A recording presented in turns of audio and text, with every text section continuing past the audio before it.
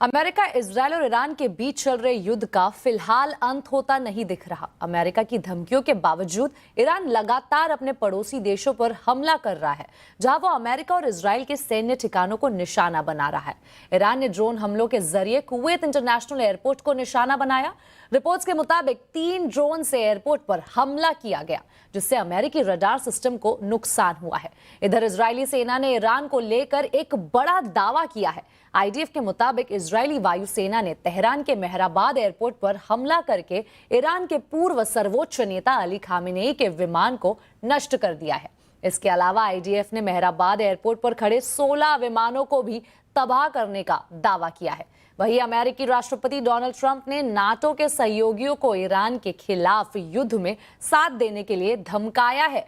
Trump ने कहा है कि नाटो को स्ट्रेट ऑफ हॉर्मूज खोलने में उनकी मदद करनी होगी। अगर वो अमेरिका के साथ नहीं आते तो उनको इसका अंजाम भुगतना होगा। यूएस ईरान युद्ध पर दुबई से अपडेट दे रही है अरुणिमा।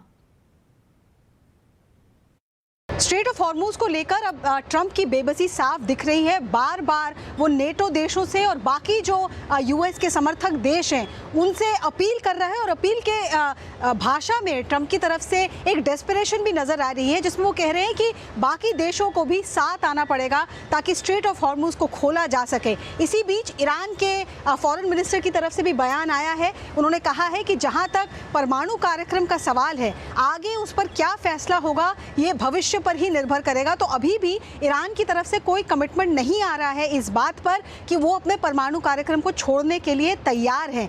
ये इसलिए इम्पॉर्टेंट है क्योंकि ये एक बड़ा क्राइटेरिया रखा है ट्रंप ने कि वो किसी भी तरीके से ईरान को परमाणु हथियार नहीं लेने देंगे। तो जब ईरान की तरफ से ये बयान आ रहा है कि परमाणु हथियार को लेकर अभी भी उनका कमिटमेंट ओपन एंडेड है, तो ये भी इस पूरे एस्केलेशन में एक फैक्टर बनता है। तो आप देख रहे हैं जिस तरीके से चीज़ें इस वक्त बदल रही हैं, पूरे गल्फ में यूएई पे बहुत ज़्यादा फोकस है। लगातार यहाँ के ऑयल फैसिलिटीज़ पे, यहाँ के पोर्ट्स पे, एयरपोर्ट पर हमले यूएई के हो रहे हैं ईरान की तरफ से।